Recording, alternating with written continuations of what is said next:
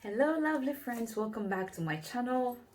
It's always an excitement to be here to share a bit of myself with you and also take great feedbacks from you. In today's video, I'm just here to have a conversation, a sister-brother conversation with you. And this conversation is simply about relationship. I'll be sharing with you how I stepped into relationship as a teenager. My name is Myrelationshipadvice. I am an author, a public speaker. I am the founder of Feminine Star Africa, a non-profit organization that is working to empower women and girls. I would be doing a series on relationship where I'll be sharing my personal experiences to guide you as you step out there as a youth or a young person or somebody looking for a relationship that could lead into something serious like marriage. If you are new here, welcome home. This is just a beautiful family where we share ideas and thoughts to inspire, to guide, to direct, to teach you a new skill, to motivate you, to inspire you to, know who you truly are, fight for what you deserve, and just grow. So welcome to the family. If you are new here, don't forget to subscribe.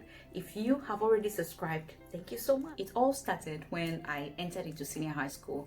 So we had our first vacation and I came home, and my father is a poultry farmer, and we had sold some of our chicken, but because there was some left and we didn't want to waste money, we decided to start doing chicken pepper soup. So chicken pepper soup is simply chicken in a soup with spices and other seasoning. We make it into a soup and then we sell.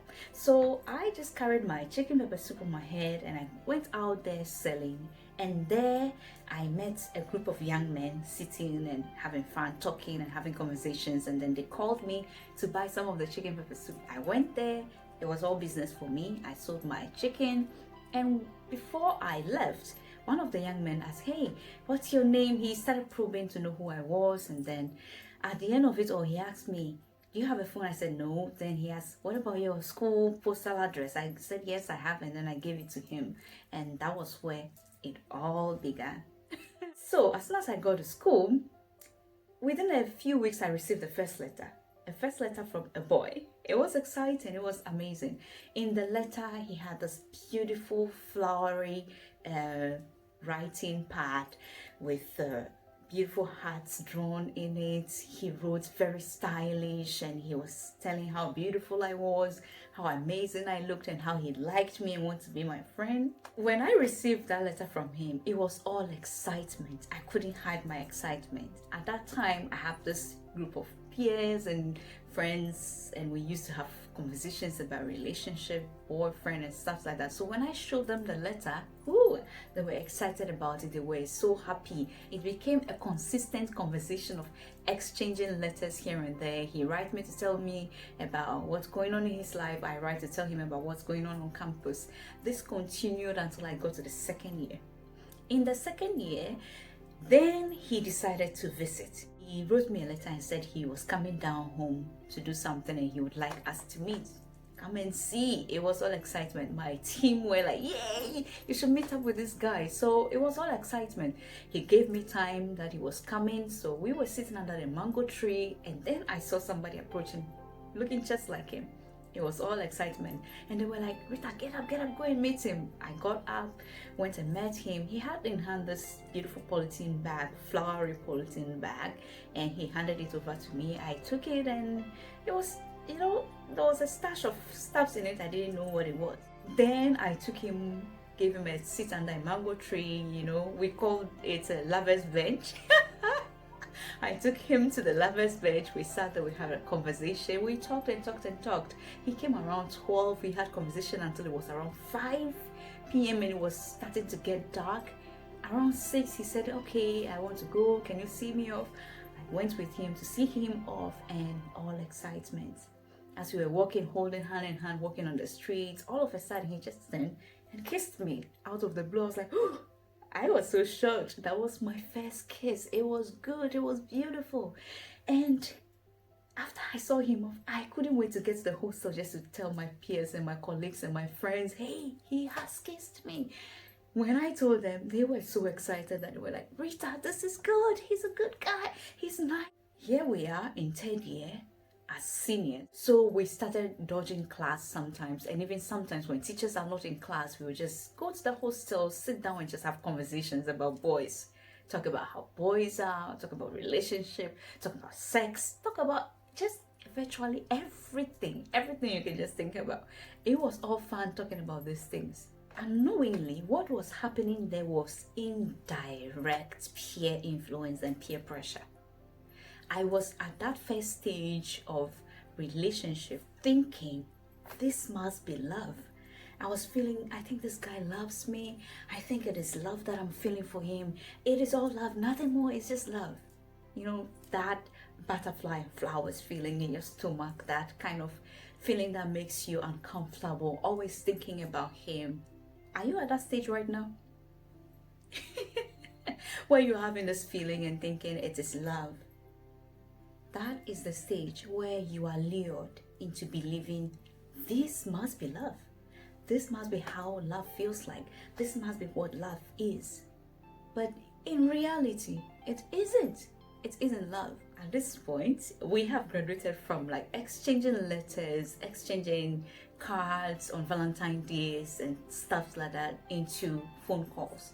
I did not have money, but I would look for money everywhere I would get to buy call card just to call him. He had access to phone by then, but I didn't have phone, so I'll have to buy a call card and be calling him all the time to check on him. And that was how it was. It was feeling good. It was feeling sweet. At that point, I was in that state where you felt like this is somebody who loves you. This is somebody who, you mean something to. Yeah. The excitement was just building up and building up. Finally, we were in the third year. At that time, we were preparing to write our examinations and all that, going on. And then I called him one day. He was like, hey, I'm coming down for a funeral at home and it will be nice to meet up, Yeah, and I was almost done with my papers. So at the time, I've started moving things home. So I just took the chance. I'm like, okay, let me just go and meet this guy and see. I went with him to this bar. We had a few drinks with his friends. It was fun. Then we went to this place I didn't even know was a guest house. We had a good time. We were having conversations just as friends, talking and talking. Then he was like, hey, I am going home. Do you want to come with me? I was like, yes, let's go. I would like to go and know where your house is. And this I'm talking about, he was living in our village, which is Budada. And I was in Jasikan, which was a community, which is about like 10 minutes drive away from Budada. So we just jumped into a taxi and then we went home to his house. Then he took me to the bedroom. I was already tipsy. I was already a little bit drunk and just enjoying the moment. And then it happened. That was the point where things began to turn sour. Finally, it happened. My virginity was broken. That was the point where I started feeling like, have I made a mistake? What has happened has happened.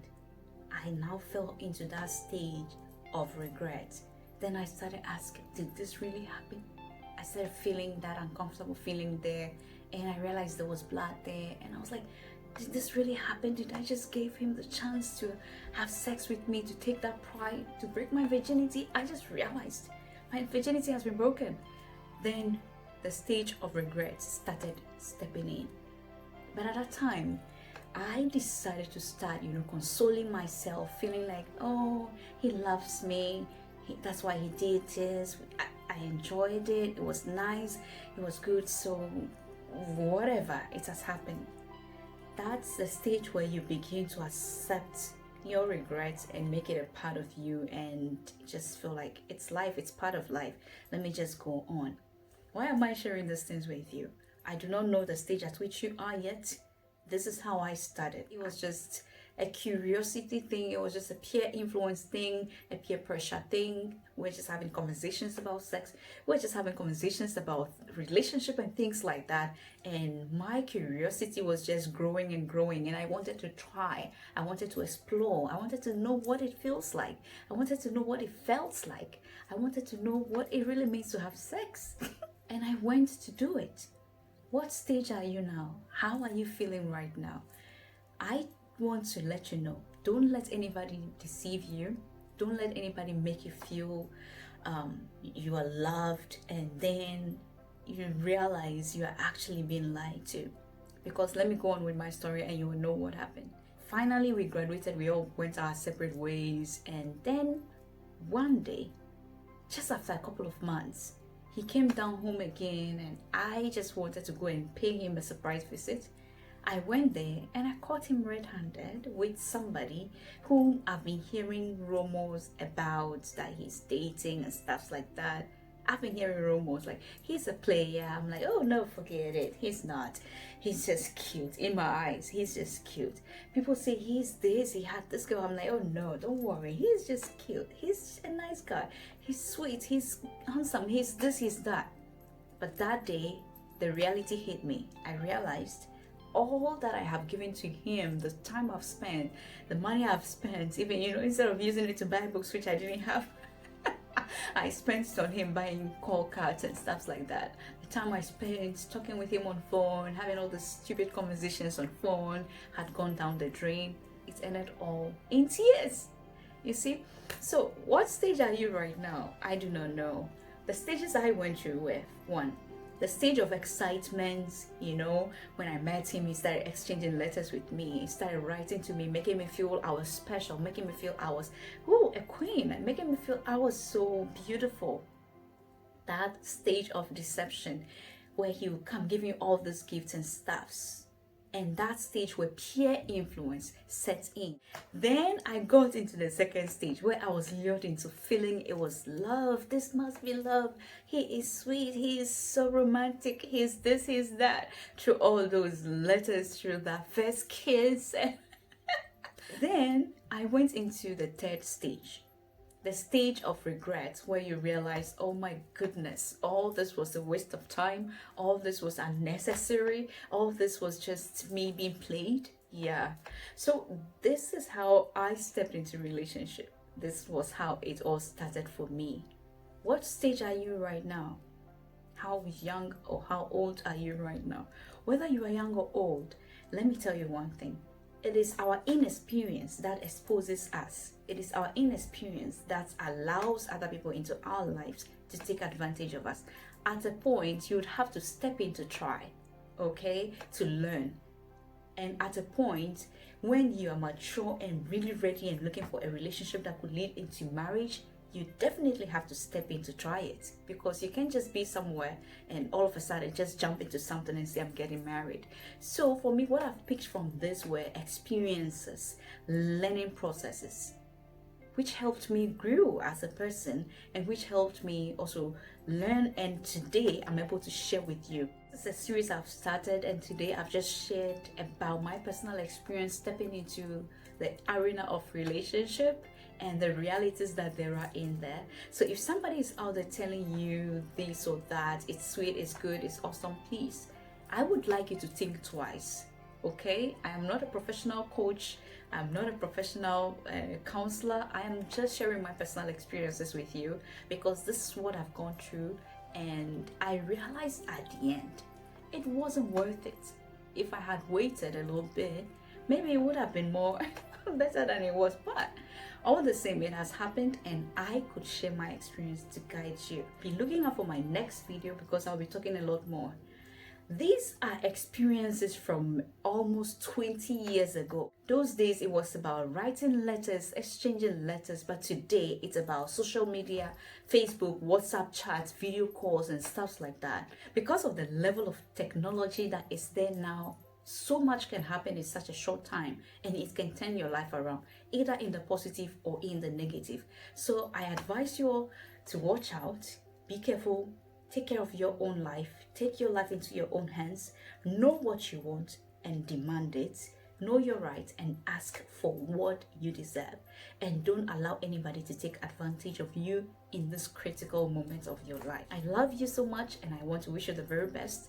Thank you for watching this video. Please give this video a thumbs up if you love it, and share with somebody out there who would definitely benefit from this video. Click on the subscribe button, and I will see you in my next video. I love you. Bye.